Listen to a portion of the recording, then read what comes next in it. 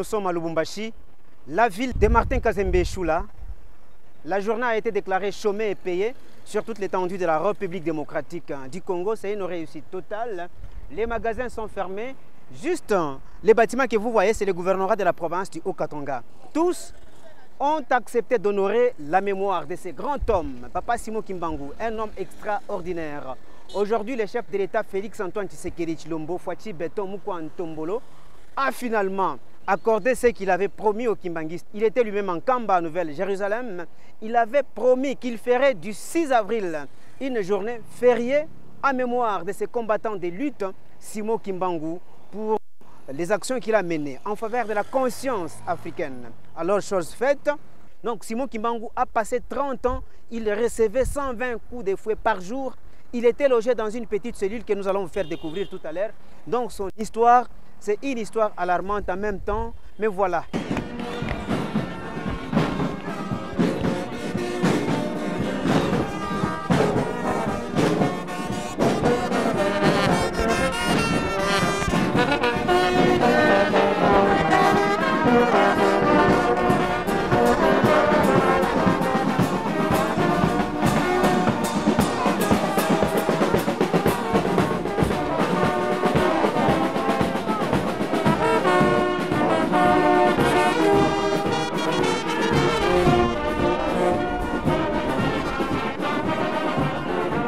Vous allez voir à côté le maire de la ville de Lubumbashi, Martin Kazembe Choula, qui est sur place.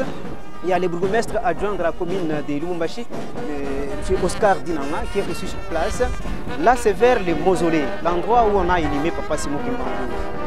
Mausolée de Lubumbashi, c'est au cimetière des Sapins 2. Ici où nous arrivons, Papa Simon Kimbangu a fait à peu près 9 ans sous sol. Alors, l'autorité urbaine va pouvoir procéder au dépôt d'une gerbe de fleurs dans ce mausolée de Papa Simon Kimbangu. Vous savez, Lubumbashi regorge une histoire très importante en matière du kimbanguisme. Et là, nous nous dirigeons vers les Sapins 2, le cimetière des Sapins 2, qui a accueilli Papa Simon Kimbangu depuis 1951 jusqu'à 1960, année à travers laquelle on est venu exhumer son corps. On ne voudrait pas vous en dire un peu plus, mais nous allons d'abord découvrir ensemble. Ok. Voilà, nous voici devant les mausolées de Papa Simon Kimbangu, les mausolées de Lubumbashi. Ici, Papa Simon Kimbangu fut inhumé le 13 octobre 1951, un jour après sa mort. Et là, c'est l'autorité urbaine qui s'approche pour déposer sa gerbe de fleurs. Voilà, nous allons voir ce qui va se passer tout à l'heure là. Nous allons voir l'autorité urbaine. Et là, avec les représentants provinciaux ad interim de l'église kimbanguiste, l'autorité va s'approcher. Bon, il y a une exigence, hein, surtout pour les kimbanguistes. Avant d'y entrer, il faut enlever d'abord les chaussures. En commençant par moi-même, je vais le faire parce que j'ai envie aussi d'y aller. Là, c'est l'autorité urbaine, Martin Kazembe Choula, en toute humilité, lui-même toujours cédé à la tradition. Il est en train d'enlever les chaussures parce que c'est la condition pour accéder au mausolée de Papa Simon Kimbangu, ici à Lubumbashi. C'est vers l'entrée du mausolée de Papa Simon Kimbangu de Lubumbashi. Ici, pas trop de bruit, il faut être habillé décemment. D'ici là, le gouverneur de la province du Haut-Katanga, Jacques Aboulakate, va faire son entrée. Il va se faire accompagner certainement du maire de la ville de Lubumbashi, Martin Kazembe Choula, et du bourgmestre adjoint de la commune de Lubumbashi, Oscar Dinanga. Alors, nous allons découvrir cette première image, peut-être qui va vous faire plaisir, avec le mausolée de Papa Simon Kimbangu. Voilà, notre caméraman va nous faire découvrir cette image. La voilà, la belle image. C'est ici que Papa Simon Kimbangu a passé 9 ans sous sol. Donc après son décès à l'hôpital Johnson Sendwe, dans la salle numéro 7, lit numéro 12, un jour après, on l'a amené ici pour l'inhumation. Il est venu ici pour l'inhumation, il est passé ici sous sol. Mais 9 ans après, on est venu pour l'exhumation de son corps. Rassurez-vous que son corps n'avait pas connu de corruption. Si bien que ce corps-là n'avait pas subi de traitements chimiques, mais c'est un corps qui était resté intact 9 ans durant jusqu'au jour de l'exhumation. Les images, nous pourrons toutefois vous les faire parvenir parce que ce sont des images en noir et blanc qui existent encore. Et là, nous allons accueillir le gouverneur de la province du Haut-Katanga, Jacques Aboulakate, vient de faire son entrée ici. salué par le maire de la ville de Lubumbashi, Martin Kazembe Choula, salué aussi par l'équipe dirigeante de l'église Kimbangu. Et là, c'est l'autorité provinciale du Haut-Katanga, Jacques Aboulakato, qui s'approche pour déposer sa couronne, sa gerbe de fleurs. Il est entouré de l'équipe dirigeante de l'église kimbanguiste. Il y a également le maire de Lubumbashi, Martin Kazembe Choula, qui est sur place.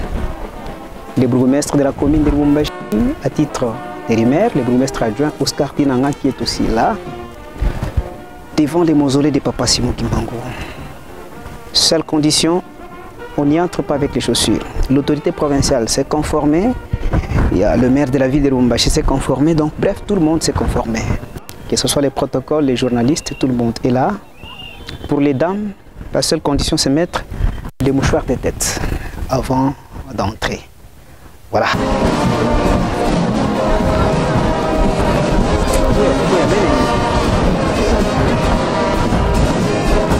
Vous allez passer là-bas.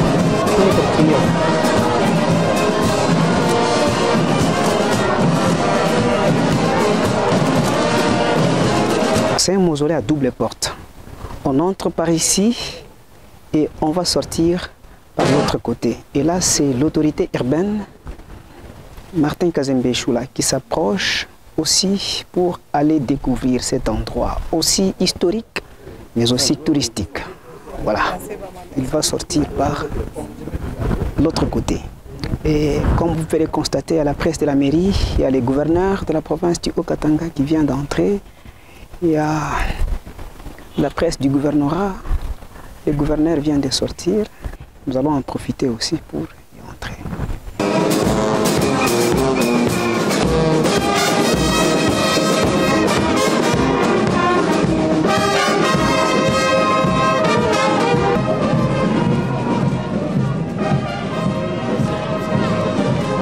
Le soleil est tellement ardent, nous sommes ici dans cette ambiance. La fête est en train de continuer. À Lubumbashi, en tout cas, la mobilisation a été totale. Les fidèles kimbanguistes et même les autres curieux sont venus très nombreux pour assister à cette procession. En tête, le gouverneur de la province du Haut-Katanga, Jacques Aboulakato. Il y a le maire de la ville, le patron de la ville, Martin Kazembe Choula, qui les autres appellent Bogar. Il est avec nous en train de marcher. Là, nous nous dirigeons vers l'ancienne prison de Kasombo. Prison où Papa Simon Kimbangu a passé 30 ans. Et nous allons découvrir cette prison juste après cette procession.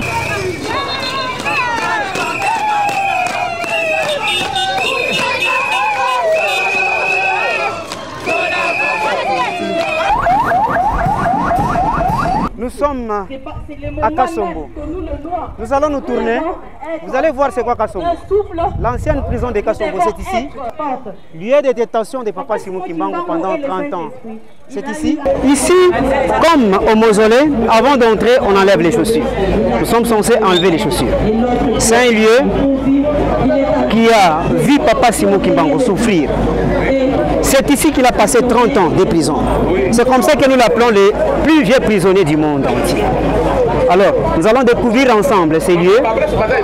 Et pour votre information, Papa Simon Kimbangu est arrivé à Lubumbashi. C'était le 19 janvier 1921. Le 20 janvier et le même 19, il est arrivé par la gare centrale. De la gare, on l'a amené au parquet. Et du parquet, un jour après, on l'a amené ici, dans la prison de Kasombo. C'est la prison que nous allons découvrir avec vous.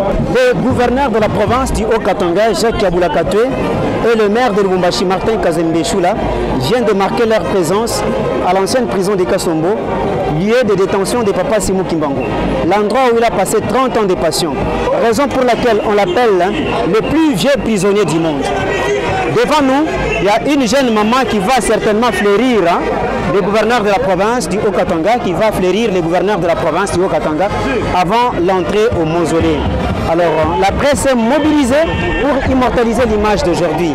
Et immédiatement après, nous allons faire notre entrée dans la prison de Kasombo. Et là, nous attendons l'entrée du gouverneur et du maire de la ville de Lubumbashi. Il y a le maire de Lubumbashi, il y a les gouverneurs de la province du Haut-Katanga qui doivent enlever les chaussures avant d'accéder dans la prison de Kasombo, lieu où Papa Simon Kimbangu a passé 30 ans de détention. En tout cas, c'était une peine très terrible à cet endroit. Et nous allons suivre petit à petit les explications, site par site. Site où il recevait les coups de fouet.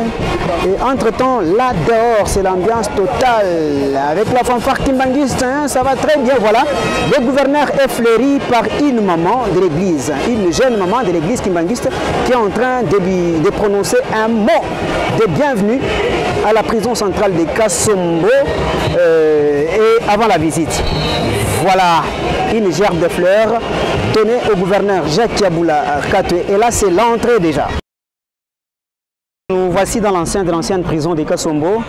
C'est un grand espace au fait. L'ancienne prison de Kasombo est située sur l'avenue d'Ikasi, dans la commune de Lubumbashi. À côté de l'ancienne prison de Kasombo, il y a l'hôpital Sendwe, où mourit Papa Simon Kimbangu. C'est ce lieu que vous allez découvrir avec nous tout à l'heure là. Pour ceux qui n'ont jamais eu la chance de connaître l'histoire de Papa Simon Kimbangu, dis-moi aujourd'hui, vous allez comprendre c'est quoi Kasombo et c'est quoi la réalité. On regarde ça. À côté de nous, c'est l'hôpital Sendwe. Notre caméraman vous fera le plaisir de vous montrer l'hôpital historique Sendwe. C'est dans cet hôpital que Papa Simon Kimbangu est mort, dans la salle numéro 7, lit numéro 12. C'était un certain 12 octobre 1951. Mais regardez ici, regardez très bien cet endroit encerclé.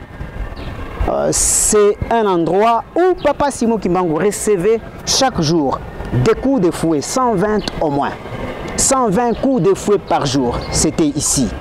Ligoté, et puis il y avait un robinet, je vais vous le montrer. Attendez, vous allez voir un robinet. Un robinet. Ce robinet ici, il y a de l'eau qui sortait de temps en temps. Mais lorsqu'il fallait l'allonger ici, il fallait le ligoter. Et à partir d'ici, on pouvait commencer maintenant les fouets. 120 coups de fouet par jour. Ça n'a pas été facile. Pendant 30 ans durant, on pouvait l'allonger ici, le ligoter pour qu'il ne bouge pas, asperger de l'eau sur son organisme et commencer maintenant à chicoter. Et il arrivait des moments où certains prisonniers étaient épuisés. Ils sollicitaient à ce qu'on puisse les fouetter à leur place. Voilà, nous allons regarder l'arrivée des autorités qui veulent visiter aussi cet endroit beaucoup plus historique.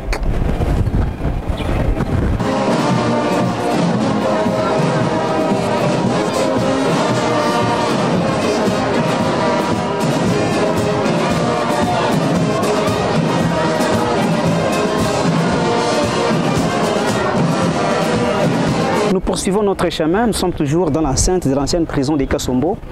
Cette fois-ci, nous allons découvrir les puits de torture de Papa Simon Kimbangu. Après avoir reçu les coups de fouet, il fallait l'imbiber dans l'eau salée, dans laquelle on a aussi mis de l'acide sulfurique, mais l'homme avait résisté face à toutes ces tortures. Après l'avoir chicoté, ces puits étaient remplis d'eau, on pouvait y mettre de l'eau salée. L'eau salée, c'est ici. On met de l'eau salée à un moment donné. Après l'avoir chicoté, fouetté à mort, on vient l'imbiber dans ces puits de torture. C'est ici aussi qu'on avait mis de l'acide sulfurique pour pouvoir l'exterminer. Mais au moment où ça n'avait pas réussi, leur coup machiavélique n'avait pas réussi, les Blancs qui géraient la prison à l'époque avaient osé mettre son pied pour voir si réellement l'acide sulfurique allait avoir des effets sur son organisme. Et il avait vu son corps se dissoudre. L'église kimbanguiste incarne une histoire très riche. La République démocratique du Congo a une grande histoire à travers Papa Simon Kimbangu. Voilà, c'est là, dans ce puits-là qu'on l'imbibait. On pouvait y remplir de l'eau salée qu'on pouvait mettre là-bas. Après l'avoir chicoté à mort, et on l'introduit là-bas. En tout cas, il fallait être inhumain pour faire ça. Il fallait être inhumain pour faire ça.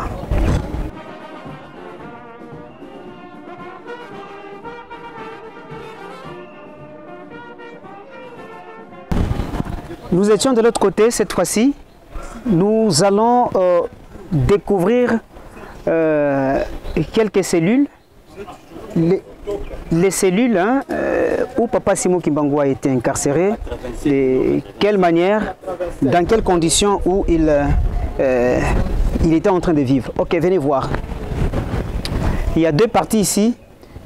De ce côté, c'était les cellules consacrées aux prisonniers des sexes masculins, les hommes, et de l'autre côté, c'était pour les femmes. Alors venez voir le premier jour que Papa Simon Kimbangu est arrivé ici, il avait été introduit dans une cellule où il a passé 7 jours avant d'être conduit dans une autre cellule qui avait été aménagée. Voilà, ici, il est strictement interdit de prendre les images de l'intérieur, mais nous allons vous permettre, à travers cette cellule, vous allez voir la configuration, c'est la même. Là-bas, vous allez voir qu'il y a un lit en béton. Il y a un lit en béton et juste à côté du lit, il y a les installations sanitaires, les toilettes. Donc il y a des toilettes à côté du lit et ici on pouvait donner à chacun une couverture. D'un côté, on l'étale et de l'autre côté, on se couvre. C'était fermé hermétiquement. Hermétiquement dans cette cellule-là. Donc lorsque vous êtes enfermé dans cette petite cellule ici, imaginez-vous, chers amis, 30 ans, vivre dans des conditions pareilles, c'est inhumain. Et juste à côté, vous allez voir qu'il y a une longue clôture. Mais malgré ça, ils ont cru que non. Ils pouvaient fuir, ils pouvaient peut-être escalader les murs. Comment c'est comme ça qu'on a aménagé une autre cellule que vous allez découvrir avec moi. Ici, nous sommes dans la cellule où Papa Simon Kimbangu a passé 20 ans. C'est juste tout droit. C'est juste tout droit. Après avoir passé 7 jours, on l'a amené ici, dans cette autre petite cellule. Il a passé 20 ans. Les conditions sont presque les mêmes, hein, sauf qu'il y a un petit véranda de l'autre côté là, mais les conditions restent presque les mêmes.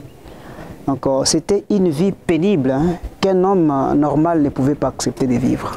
30 ans durant, raison pour laquelle nous l'appelons les plus vieux prisonniers du monde. Donc il faudra d'abord compter à partir d'ici, là 7 jours, ici 20 ans, et il y a une autre cellule où il a passé 10 ans. Nous allons découvrir d'autres cellules hein, dans cet espace que nous appelons espace 20 ans. De l'autre côté là, c'est un mur de séparation qui sépare la morgue de l'hôpital Sendwe. Donc juste après ces murs, il y a la morgue de l'hôpital Sendwe. Mais qu'est-ce qui se passait? Vous allez voir qu'il y avait une petite porte qu'on a déjà fermée.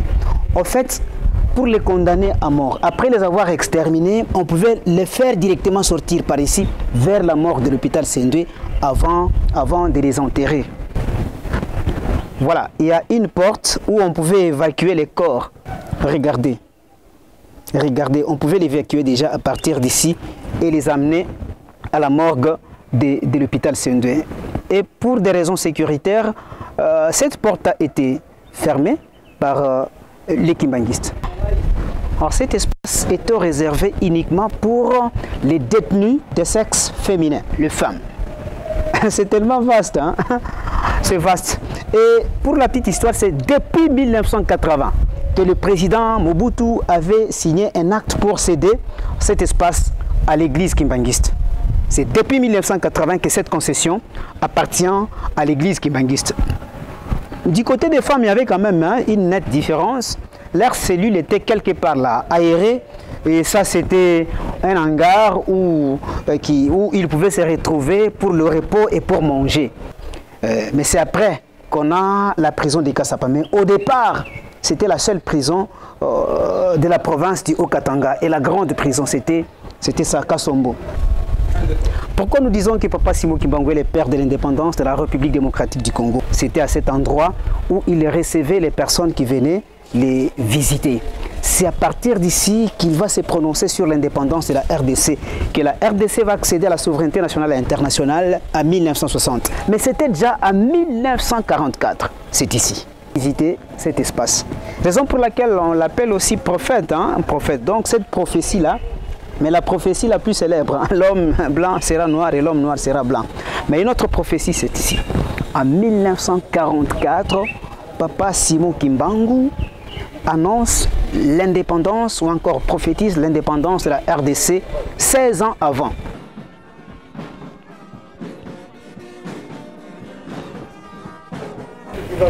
Nous venons de découvrir la cellule où Papa Simon Kimbangu a passé 7 jours. Nous avons découvert la cellule où Papa Simon Kimbangu a passé 20 ans.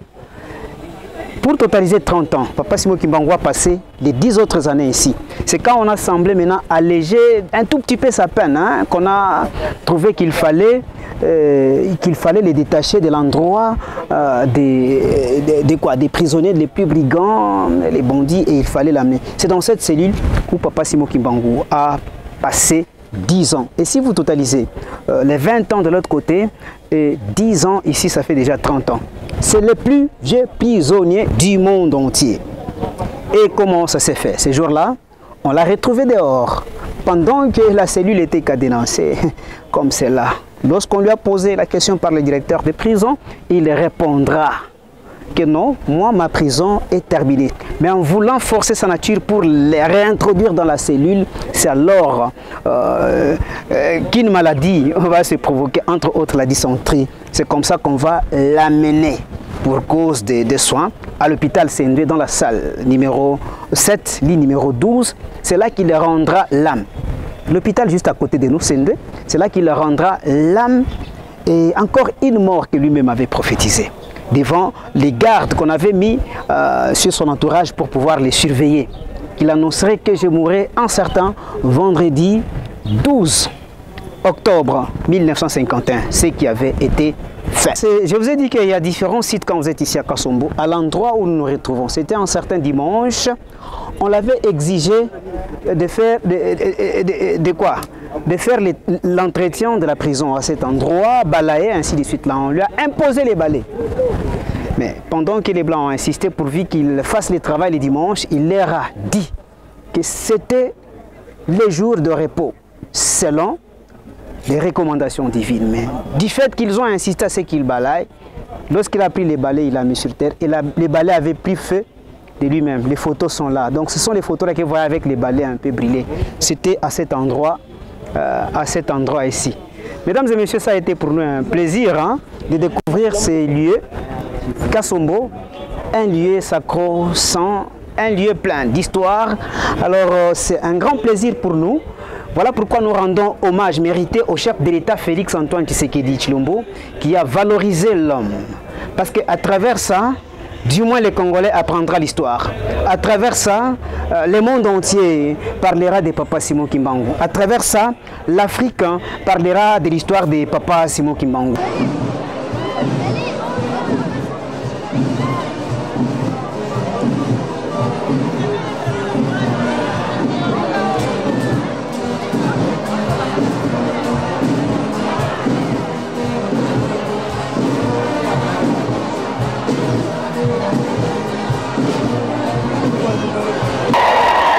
Comme vous pouvez le constater, nous sommes dans les temples kimbanguistes du centenaire. C'est dans les temples kimbanguistes du centenaire que nous sommes. Alors l'ambiance est tellement totale. Le gouverneur de la province du Haut-Katanga vient de s'exprimer en présence du maire de la ville de Lubumbashi, Martin Kazembe Choula. Il y a aussi le bourgmestre adjoint de la commune de Lubumbashi, Oscar Dianga, qui est sur place. Le temple est plein à craquer comme un œuf. Il y en a qui manquent de place.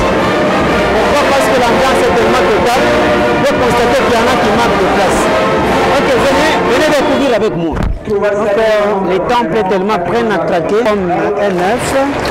Alors, nous allons essayer un peu de découvrir. Nous avons besoin d'une image de projet. Alors, c'est tellement. Il y en a qui sont dehors. Ceux qui sont venus avant ont eu de la place. Mais ceux qui sont venus en retard n'ont pas eu de place.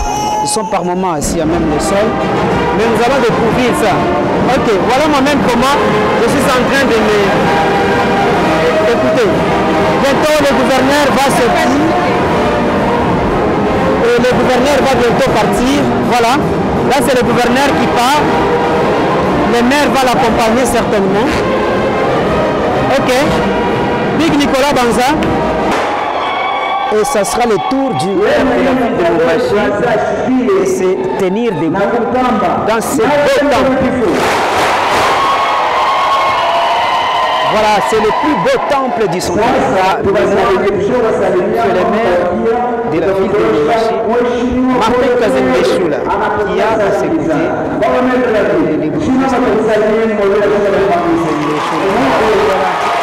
Il s'élève. Il s'élève.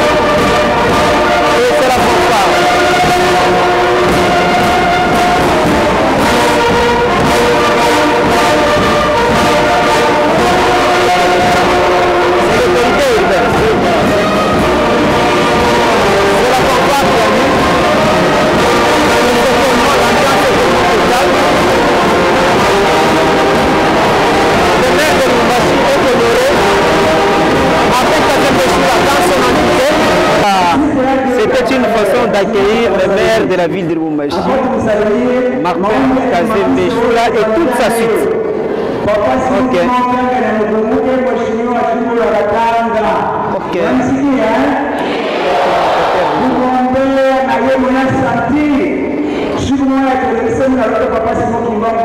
Voilà.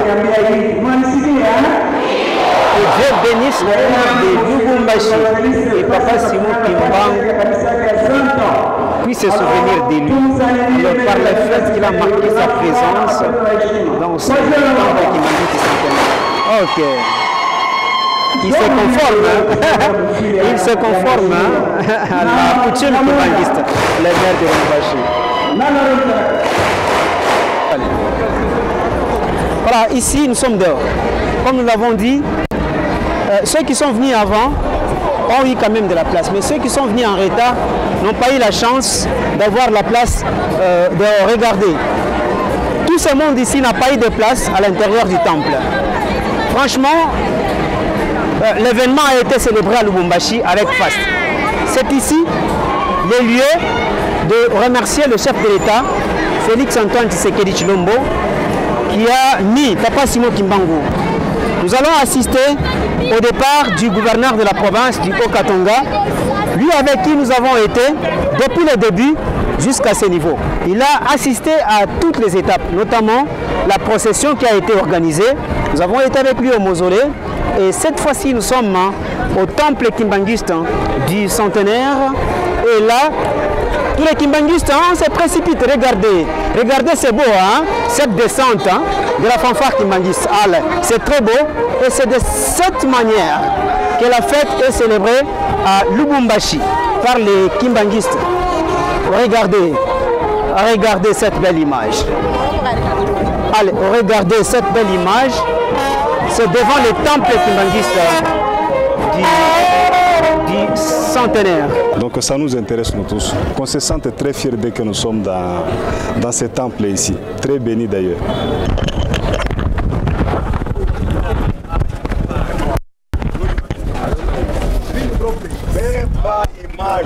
Au chef de l'État, nous adressons nos très sincères remerciements.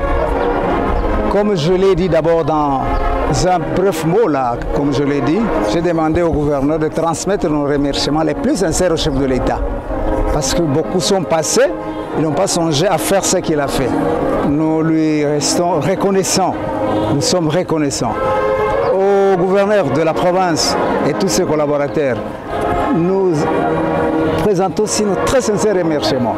Parce que il est le premier gouverneur à marcher avec nous, kimbanguistes, à faire ce qu'il a fait. Ce n'est pas pour rien que j'ai dû l'appeler évangéliste. Il a évangélisé sa province. Vous vous rendez compte, à son niveau du gouverneur provincial, il a fléchi les genoux dans le mausolée aujourd'hui. Cela n'a jamais été fait par un gouverneur. Et il s'est donné aussi la peine de marcher avec nous. Et la distance qu'il a dû parcourir avec nous, elle est vraiment longue.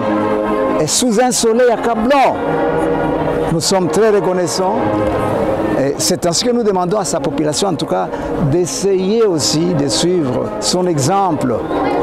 Le maire de Lubumbashi de même, parce que lui aussi a fait de même. En tout cas, sincèrement, nous le remercions. Vous vous rendez compte, à leur niveau, et le gouverneur et le maire de la ville se sont déchaussés pour entrer dans le mausolée. Or, il y en a qui disent que ce mausolée, mais le maire de la ville s'est déchaussé, il s'est humilié. Le gouverneur provincial, il l'a fait aussi. Nous sommes très reconnaissants. Si ce message leur parvenait, en tout cas, qu'ils en tiennent compte, en tout cas, sincèrement, nous les remercions.